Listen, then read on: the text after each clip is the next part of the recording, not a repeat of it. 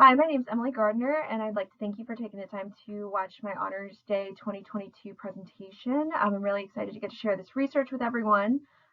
So this research was about first-generation college students and the effects of academic entitlement. And this research was done with Dr. Stephanie Fries at Presbyterian College and Dr. Emily Zytek at Cornell University. So in looking at first generation students versus continuing generation students, we can see that there's a lot of differences between these two groups, and that really these differences can make it difficult for first gen students to have access to the same help and resources, as well as just succeed at the same level that their continuing gen peers do. This potentially may be due to low academic entitlement, but really the main purpose of this research was to really dig deeper into the differences between first gen and continuing gen students, and really just identify better ways to provide support to these first-gen students, both academically and socially. So first we have to really be able to identify what a first-generation college student is and really establish a strong definition for the purposes of this research. So for our purposes, we're defining a first-generation college student as anyone who is entering into a four-year degree program at a college or university whose parent or guardian did not complete a four-year degree program at a college or university themselves. And in looking at individuals in this group, we see that there's a lot of common traits among them, including that they tend to come from a lower socioeconomic status. They tend to have smaller social network groups, and they also tend to be a little bit older than their continuing gen peers, with the average age of a first gen student being around 24 years old. So what we've also seen is that there's a lot of differences between first generation students and continuing generation students at a cultural level, in that first gen students tend to come from a more community oriented background compared to a more individualistic background of continuing generation students. And because of these differences, first gen students tend to have different expectations placed on them by their families, including that they may be expected to help support the family financially to some degree. They may be expected to help with childcare and transportation of younger siblings if the parent's unable to manage that. And they also tend to experience authority interactions differently with authority figures like their parents or teachers. So a lot of more community-oriented cultural beliefs discourage students from questioning individuals in positions of authority over them. Like it could be considered to be disrespectful to the teacher for students who really advocate for a different grade in a class, even if they feel as though they earned a different grade.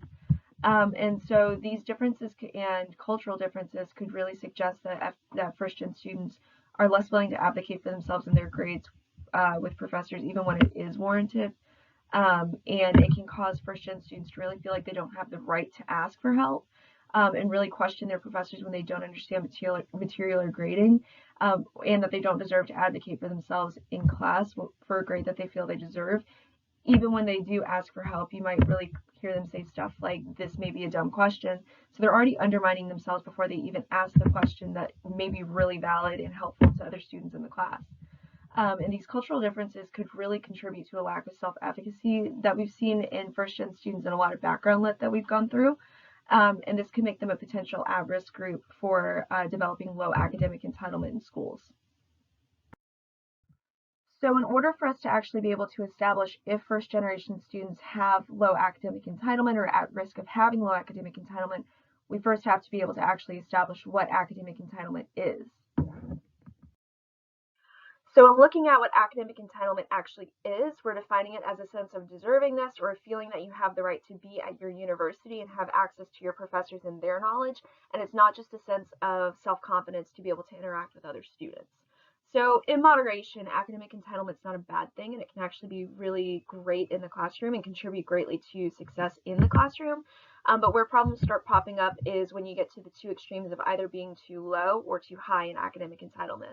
So, for example, a student who is too high in academic entitlement might struggle with their interpersonal relationships and creating interpersonal relationships with their professors and classmates. And they're also more likely to demand higher and better grades, regardless of their performance or effort on class assignments. So, and then at the other end of the spectrum, looking at low academic entitlement, students who are low in academic entitlement can lack the confidence that they need to approach other students or even their professors for help in class, and this can cause them to continue to struggle academically. So looking at previous research, what we've seen is that there is a connection or correlation between socioeconomic status and academic entitlement, in that having high socioeconomic status correlates with having high academic entitlement. So looking at that, because continuing generation students tend to be higher in socioeconomic status, it's reasonable to make the connection that they may also have elevated academic entitlement as well. So if that is true as we believe it to be, that would suggest that first-gen students who tend to be from lower socioeconomic status backgrounds are more likely to have lower levels of academic entitlement as well. So because of the predicted correlation with first-generation college students and low academic entitlement, we wanted to look a little bit more at some of the potential consequences that go along with having low academic entitlement. So having too low of a sense of academic entitlement can affect the frequency that students are really go and seek help, how they perceive the work that they've produced, and how if they perceive it as being good enough, and how comfortable they are in seeking help from other people. So these consequences could really explain why first-gen students are less likely to reach out in general to professors about point discrepancies and questions that they have that they may not feel comfortable asking in class, because of the consequences that go along with having to kind of self-advocate and feel a little bit of entitlement to have grades that reflect the work that you're putting out. So in speaking on how first-gen students go about seeking help, that brings us into the next section, which is their attitudes towards help-seeking behaviors. So for our purposes, there are four major types of help-seeking behaviors, with the first of which being executive help-seeking. So executive help-seeking is when the individual goes about looking for help that would lead to them being successful on an assignment or in class without them having to actually do very much work to understand or complete the material themselves. Help-seeking threat is when anxious feelings and thoughts kind of lead to the student feeling as though they'll be a failure or they're failing the assignment by having to ask for help. Help-seeking avoidance style is when the individual may not reach out for help that much, and they may tend to guess rather than be willing to ask questions. So it really is, rather than them wanting to admit that they don't understand something, they generally would rather guess and be wrong than have to ask questions and face potential judgment of their peers. And so then formal versus informal is really speaking on more of where the student's going for help. So formal is if the student's going to a teacher or a professor or somebody with a little bit more authority over them, whereas informal is more they're going to someone more on their level, so a peer or a peer tutor or someone of that status. So in talking about these help-seeking behaviors, we also have to consider social capital. So social capital is the ability to trust an organization, build relationships, and a social support network. And it's also the ability to improve a social standing through the creation of these networks. So what we've seen in past literature is that first-gen students tend to have smaller and more closely knit social circles, and that this can make it hard for them to really feel capable of reaching out and build connections with other students that are not already in their existing friend group, even if these relationships would be beneficial to them. So this overall can make it more difficult for first-gen students to feel comfortable reaching out and building connections, and it can sometimes result in them avoiding reaching out and connecting with other people for support at all. So an example of this could be if a student's in a class and they don't have any friends in that class already, they may be very reluctant to reach out to other students that maybe they don't know as well if they have questions or concerns about the course material. This would then bring us into our initial study predictions, which is that first-generation students will have lower levels of academic entitlement compared to their continuing generation classmates, and this could potentially explain the lack of help-seeking behaviors and other common characteristics of first-gen students. And then that brings us into our methods for conducting this study, as well as the materials that we're using as a part of our survey methods. So we utilize Prolific as our survey administration platform for this study. And in order to participate, you had to be over 18 years old and a current undergraduate student in the U.S. to create our representatives group. And these participants were compensated financially for their time and taking the time to complete the surveys.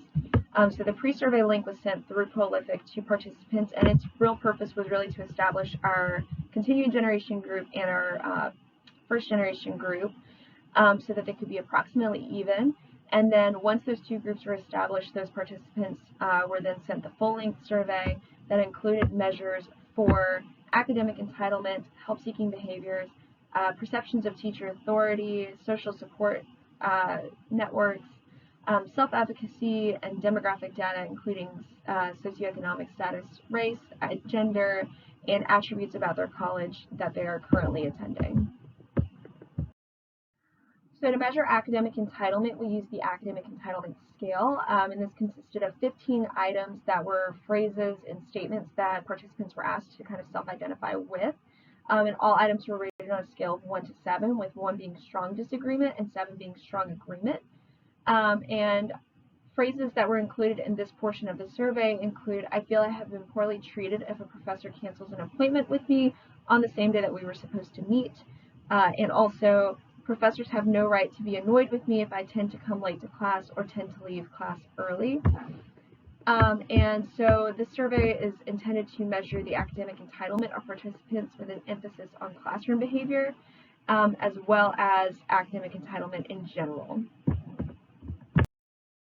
So for addressing help-seeking behaviors, we use 2 different scales. The first of which is Karabenic's help-seeking behavioral scale, which consists of 11 self-reporting rating items from 1 to 7, with 1 being strong disagreement and 7 being strong agreement. The first subscale in this category is addressing executive help-seeking, and this aspect of the survey aims to measure how students experience executive help-seeking behaviors. An example item from this section could include, the purpose of asking somebody for help in this class would be to succeed without having to work as hard. And then moving into threat and avoidance, this subscale represents individuals' experiences with help-seeking behaviors regarding threat style and help-seeking avoidance styles.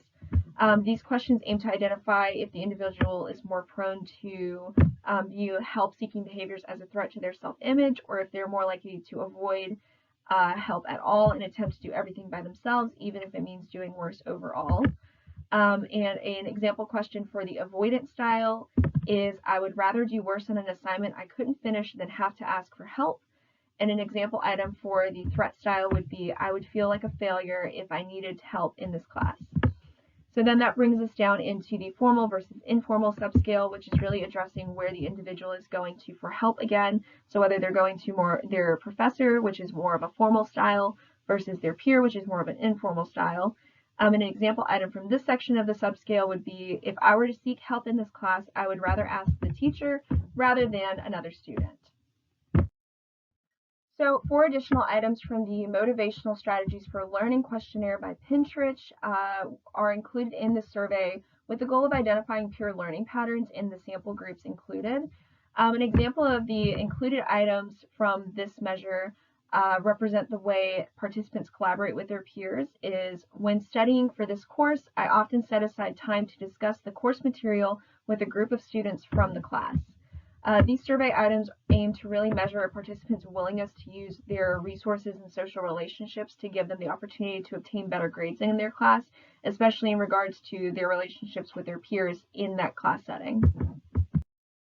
So in looking at social networking capital, we utilized a self-created self-report rating scale to gather information about participants' general experiences in college, as far as social networking and building relationships with other students. And this scale consisted of 4 questions that were on a 1 to 7 rating scale, like the other measures used in this survey. An example of one of the items included in this part of the survey includes a statement like, I have someone on campus that I consider a mentor, i.e. an experienced and trusted person who gives me advice. And after participants responded to all of the questions pertaining to this section, all of these items were summed for a total social network score. In looking at the perceptions of college authority, we measured student perception of authority with 2 adapted questions from Diamond Scale, one of which read, professors should make most decisions without consulting their students. And these questions use the same rating scale that all of the other measures have used, which is 1 to 7, with 1 being strong disagreement, 7 being strong agreement. And this is really being included to determine if the attitudes of the participants are in line with our predictors, or if there is an outside reason that they may be feeling this way towards authority figures. And having a strong perception of authority could alter some of the results of other variables, or it could be a potential other explanation for why first-gen students may be experiencing low academic entitlement. So in looking at perceptions of college course efficacy, we were really measuring the feelings of confidence experienced by these individuals in the material they were being taught. And we did this by using items from the Motivated Strategies for Learning questionnaire by Pinterich. And one example item from that measure is, I'm confident I can understand the most complex material presented by the instructor in my course. And this scale, as well as others, were on a 1 to 7 range, with 1 being strong disagreement and 7 being strong agreement. And this was included as an alternate explanation for low academic entitlement, or as a possible alternate reason for the results that we were getting for some of our other variables. So the final section of the full-length survey consisted of a lot of demographic data points, just to give us an idea of what our participant pool really looked like, and it included questions concerning their GPA, reconfirming their first-gen or continuing gen status, their age, their racial and gender identity, what kind of high school they attended, if it was public or private, and what degree they're pursuing. And it was phrased as, what is your college GPA? What is the maximum GPA at your school? And so they were phrased as questions, and then the participants were asked to report. So with all of this background research in mind, what we anticipate to see is a correlation between low levels of academic entitlement and first-gen status in our participant pool.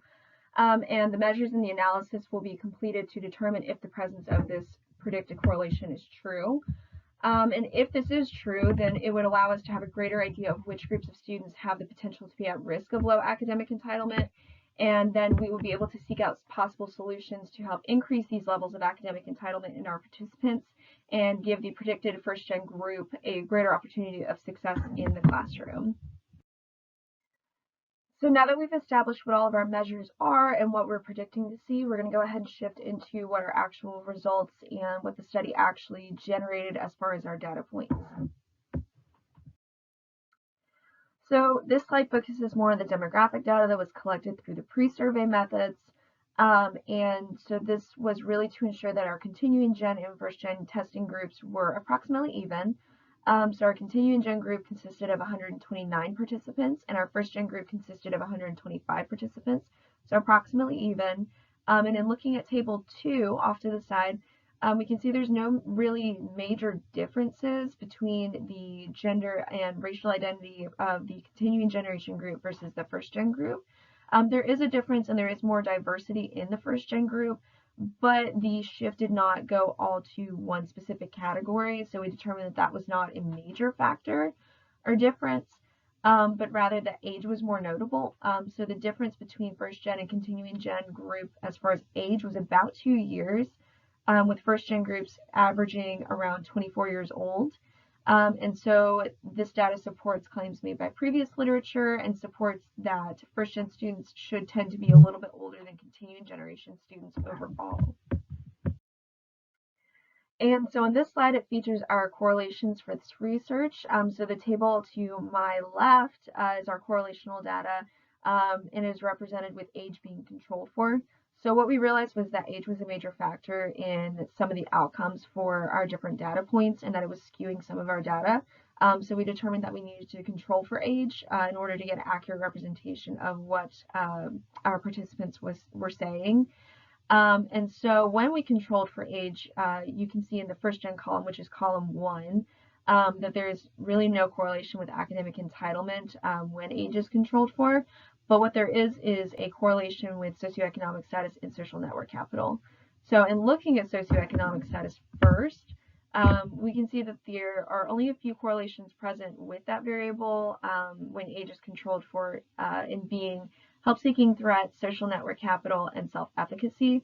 Whereas if you look at social network capital, which is row 9 on the chart, we can see that there are correlations present with first-gen status, socioeconomic status, executive help-seeking threat, help-seeking avoidance, peer learning, and self-efficacy, and that this would all suggest for us that social network capital would play a greater have a greater influence on the help-seeking behaviors of first-gen students, more so than academic entitlement, and that first-gen students are much less likely to reach out for help than other continuing generation students would be.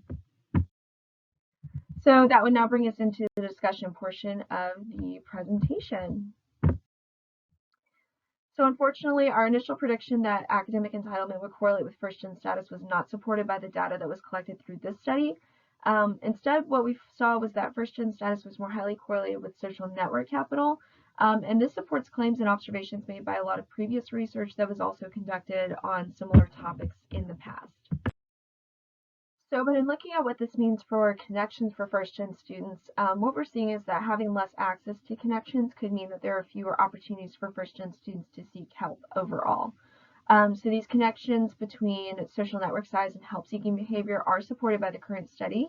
And what we're seeing is that as social capital of participants is decreasing, the degree to which they're willing to seek help and actively seeking help is decreasing as well.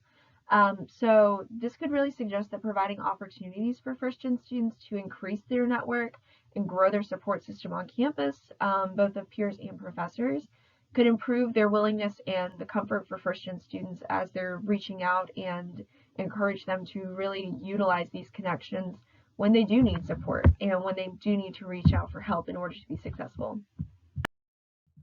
So the results of this study really suggest that behaviors that have been reported by first-gen students are related more to systematic factors rather than internal traits or psychological factors like entitlement. So this really creates a perpetual issue that's really common across a lot of college campuses, but very few universities actually know how to truly address the issue because it's more with the system that individuals within rather than with the individual themselves. So because first-gen students tend to feel really disconnected from their peers when they first come to college, and they are actively having to try and balance their personal lives with their academic lives, they generally don't have the opportunity to really develop a solid identity for themselves as they're transitioning into this new stage of life, that their continuing gen peers really have the opportunity to do a little bit more on the front end before coming to college. So that brings us into more of our strengths and limitations. So a major limitation of this study specifically is that it is a correlational design. And because it's a correlational design, it limits our ability to really attribute cause from one variable to another. So we can't say with any degree of certainty that social network capital is the one and only reason why there may be issues for first-gen students as they're performing these help-seeking behaviors. But we were able to identify which variables are likely to contribute to these experiences and kind of narrow down the scope of where future research needs to go. Another major issue with this study is that because our population is so diverse, which is great, and it's representative of the U.S. as a whole, it cannot be targeted to specific universities that may have more of a homogeneous population. So if their campus population is made up of a lot more continuing gen students versus first gen students, or is a historically black college or university, or another specific population like that, it can be hard for the data and the suggestions made by this study to be applicable in those cases. In saying that, though, that does bring us into our future directions for this study. And so there's a few different interesting directions that we could take, knowing that social network capital does play such a large role, or is such an important direction to look at. So one possible direction is how different sizes and types of connections affect how students reach out to one another. And this could include the ratio of peer-to-professor relationships, and if there's a certain size of social network that's most optimal for first-gen students to have access to over another.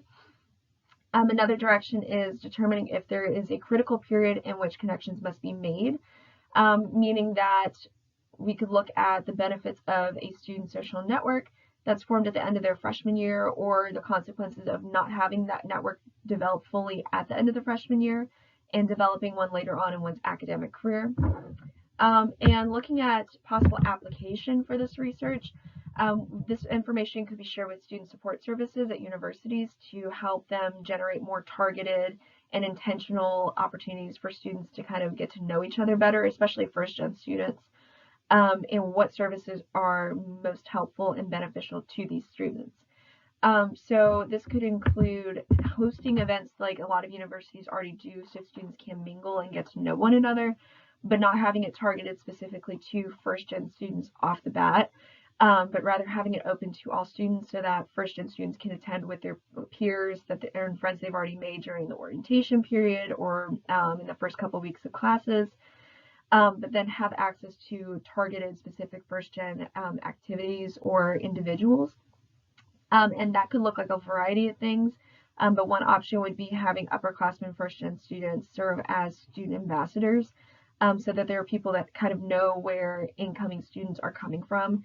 They've been there and they've been through it, and they can empathize with these students and help guide them through the college experience and help them be successful and have that connection with someone who's actively involved in the first-gen community.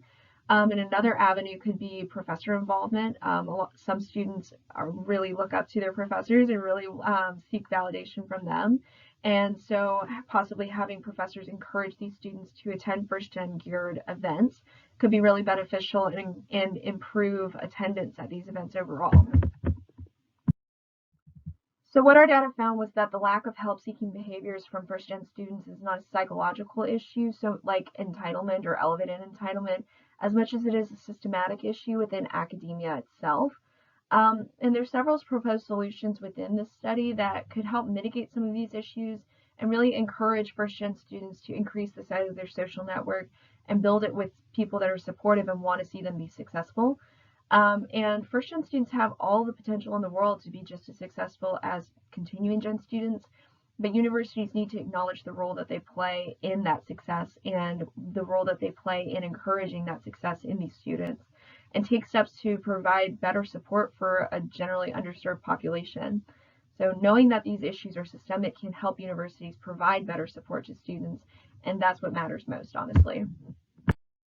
So the next several slides consist of all of my references that we used for this research. So if you would like to see the full complete list altogether, it is linked at the end of this presentation.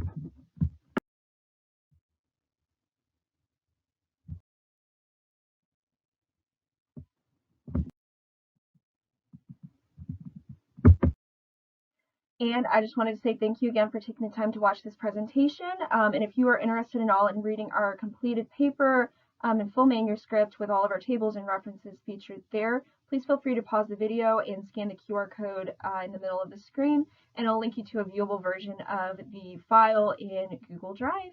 Thank you again.